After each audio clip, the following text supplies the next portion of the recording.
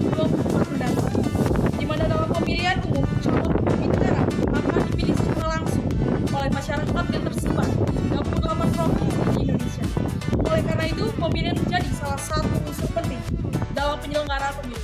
Satu suara untuk perubahan. Ini dia sosialisasi partisipasi politik.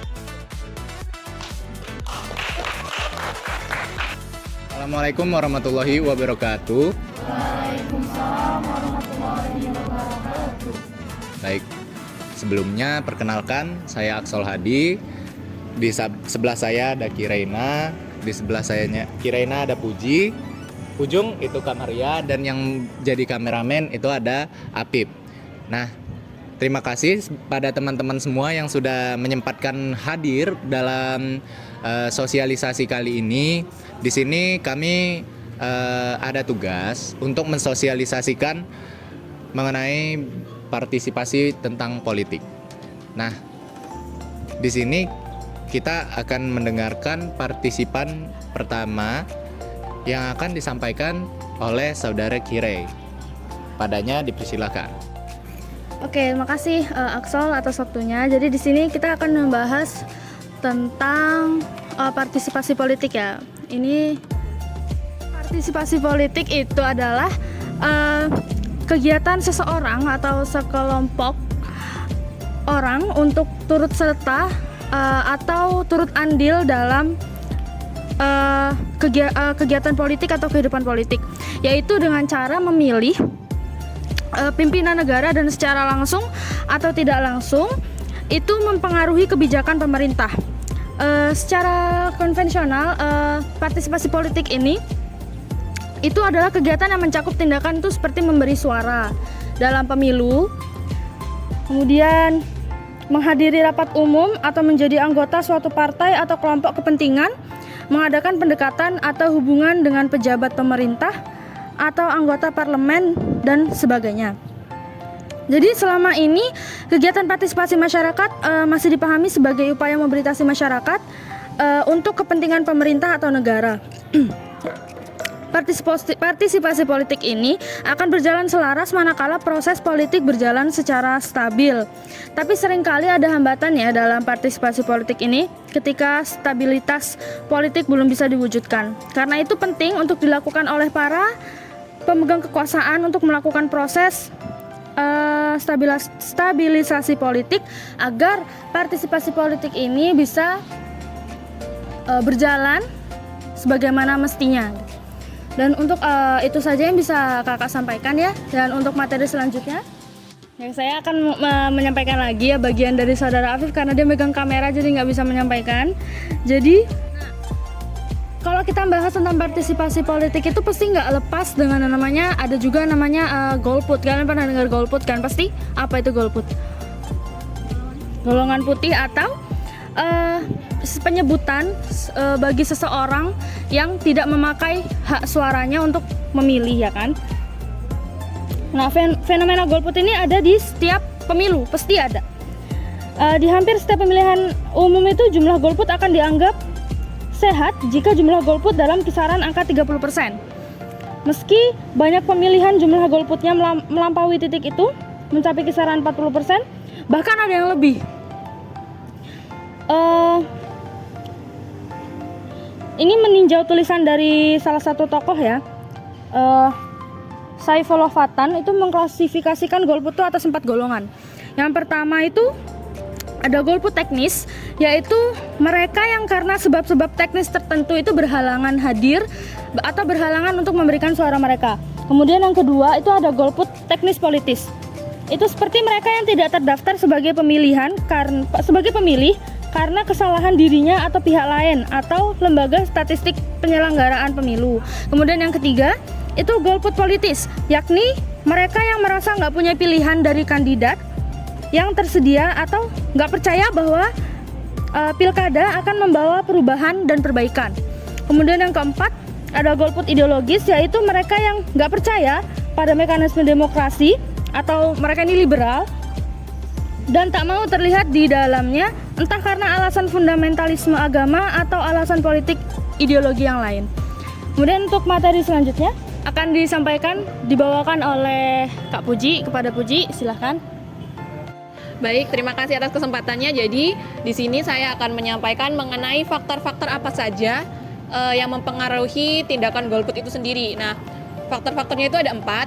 Yang pertama itu ada faktor teknis, yang kedua itu faktor politik, yang ketiga itu faktor sosialisasi, dan yang keempat itu faktor administrasi. Nah, yang pertama itu faktor teknis.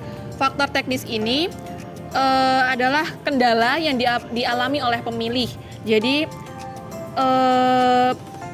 kendala ini menghalangi atau ya pokoknya menghalangi pemilih tadi untuk menggunakan hak pilihnya sebagai hak pemilihnya ketika pemilu. Kayak misalnya sakit, jadi dia nggak bisa nyoblos atau ada kegiatan lain sehingga menghalangi kegiatan untuk memilihnya tadi itu.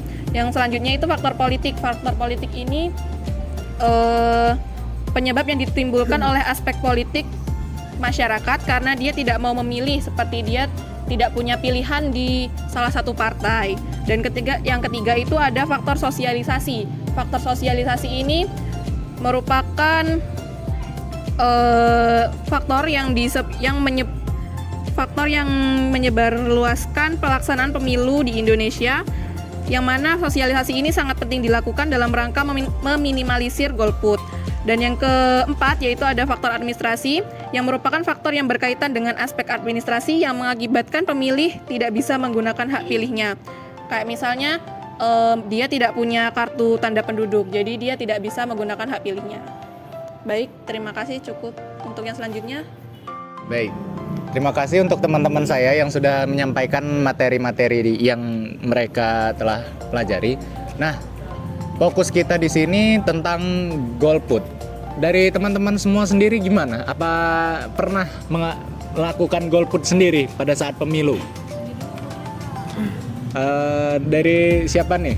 Raden mungkin atau Irhas? Belum pernah nyoblos. Belum pernah ya? Masih baru tahun ini nanti nyoblos. Baru. Tahun besok. Iya. Baru pemilu sih, kalau sebenarnya kayak pemilihan kayak OSIS Iya, iya. pasti kan pernah sih.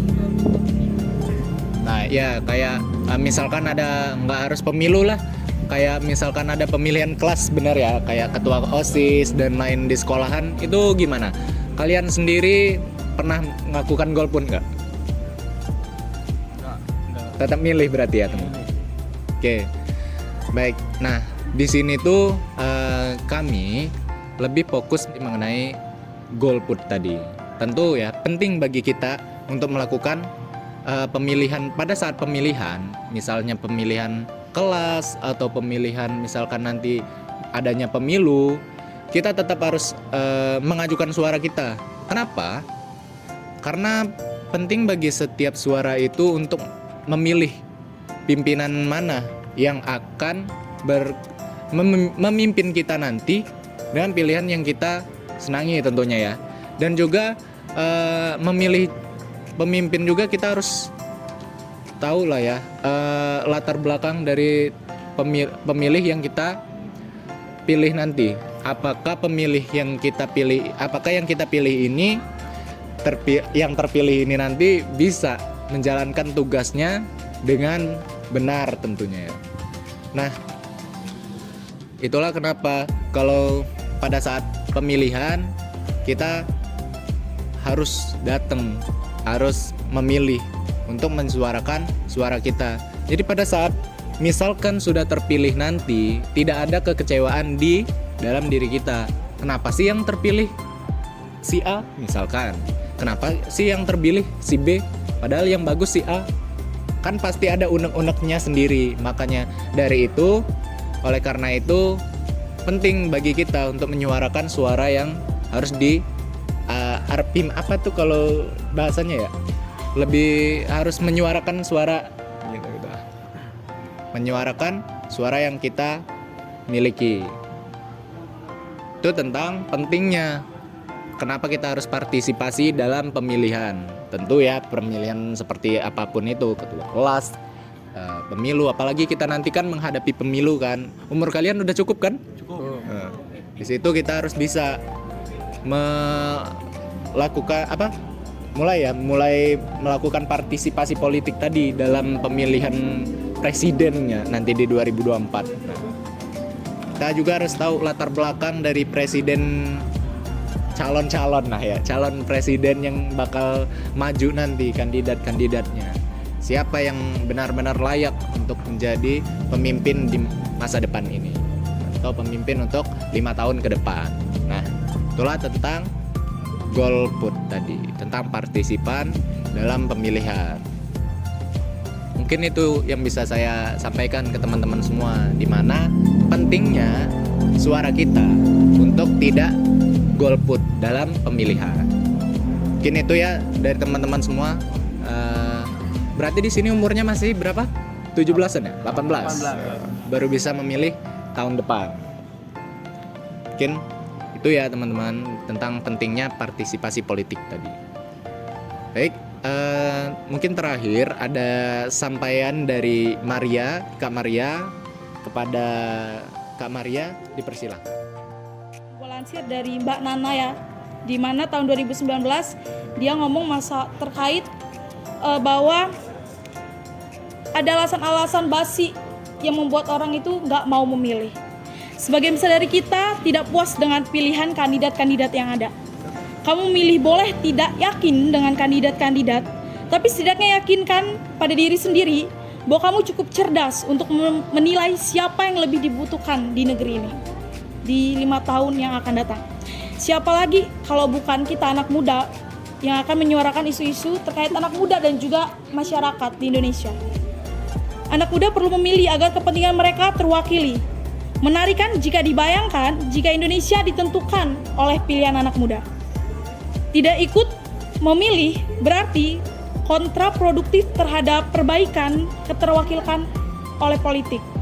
Ini justru memberikan peluang bagi orang-orang yang lawas yang itu lagi untuk mendominasi proses pengambilan kebijakan. Dan basinya banyak orang yang anak muda bilang, saya nggak suka politik. Ngomongin masa politik, mereka nggak disuruh kok untuk masuk ke partai politik atau mengikuti rapat-rapat DPR. Justru jika kalian alergi dengan semua itu, pemilu memungkinkan kamu untuk menyerahkan hal-hal itu kepada orang lain. Tugas kamu hanya memilih orang yang tepat menurut keyakinan kalian dan meyakinkan diri kalian bahwa kalian cukup cerdas untuk memilih kandidat yang ada. Terima kasih.